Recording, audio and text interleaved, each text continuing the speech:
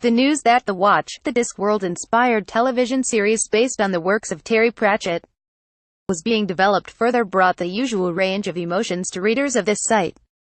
Excitement, apprehension, exuberant headcanons. All the classics.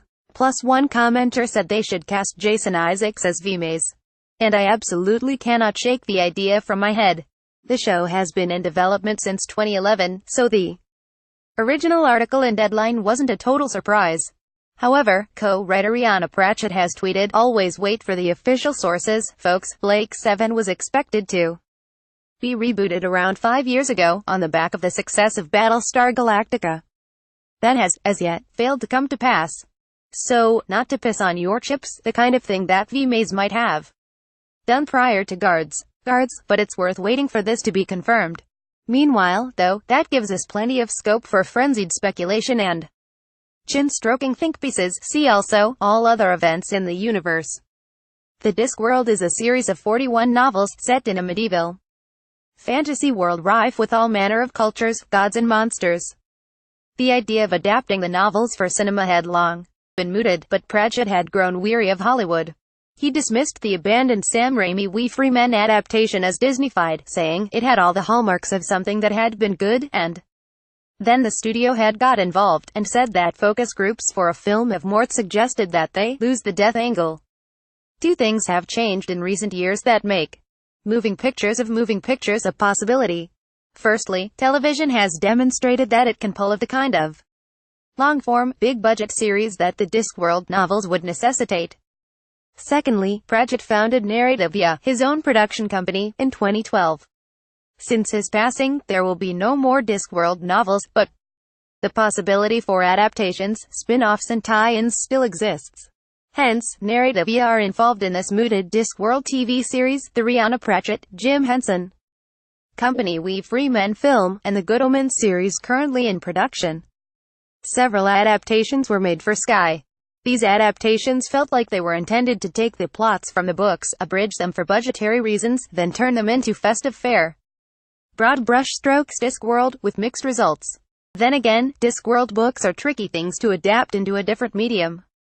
The first thing to consider when it comes to any adaptation of any novel is that it can't be the same as the book, and most likely will never be as good.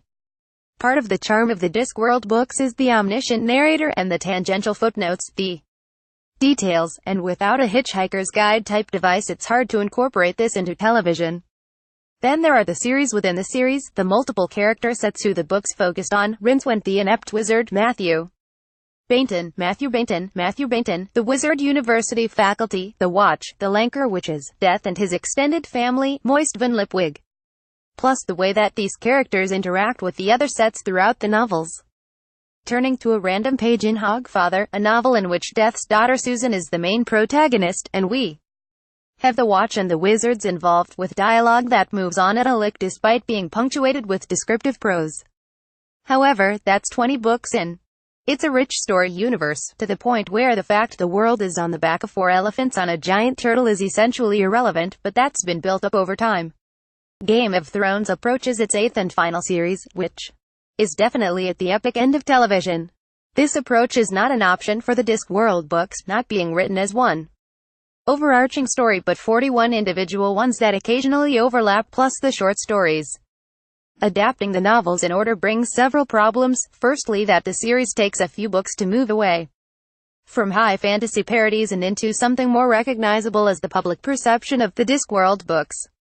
Secondly, that's a gargantuan project to undertake, and it's unlikely that all 41 novels would ultimately make it to screen. Then you have the issue, as the Mobs Productions for Sky did, of which stories to adapt. Hogfather made sense as a piece of Christmas television, but after that you've got a fair few standalone novels or one that introduces some characters. It makes sense to focus on one of these character sets for numerous reasons. If you're going to make a Discworld TV series focusing on one set of characters, using Ankh-Morpork as the main location is an obvious choice. Despite all roads leading away from it, most of the Discworld characters go there at least once. There's plenty of potential to see guest stars playing the unseen university faculty or the Lanker Witches, and it'd be incredibly surprising if Death didn't feature regularly. The City Watch are an obvious choice to focus on. Not only does their job lend itself to an existing TV format, but it gives the creative team a large ensemble cast from different races and genders. Indeed, the City Watch novels are frequently used to explore gender politics and racism. There's a lot going on in terms of the characters' personal lives, and there'll probably a fair bit of armor kicking around once they finish making Game of Thrones. The development of The Watch, or CSI, Ankh-Morpork as it wasn't officially known, was developed as a Crime of the Week show. Whether this has changed since 2011 is unknown, though the choice of Simon Allen as head writer, whose writing credits are frequently on Case of the Week shows, such as The Musketeers, suggests it remains in place. It is unknown whether The Watch would be based on the plots of the novels, or devise original stories using those characters. This writer is assuming, with a 6-part series mooted, that a Case of the Week format would be tied to an ongoing arc.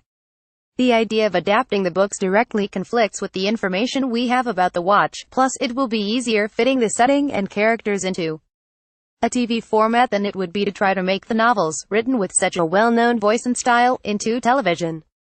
The Sky adaptations lost something in translation, lacking the energy, pace and comedy of the books. A spin-off into an established TV format would, potentially, be allowed to carve its own identity and have less pressure to match Pratchett's style. Part of my brain is clamoring for just straight-up adapting all the books now. Just do it, come on, pump them into my veins. Which means the idea of The Watch feels slightly disappointing in comparison, but rationally it's an entirely sensible approach to putting the Discworld on television that has a lot of potential. If it gets made, The Watch would most likely include new Discworld stories, with the potential for exploring the rest of the disc if it becomes successful. Yes, it would probably differ in tone and wit to the books. Because, frankly, how many writers are there who could match that?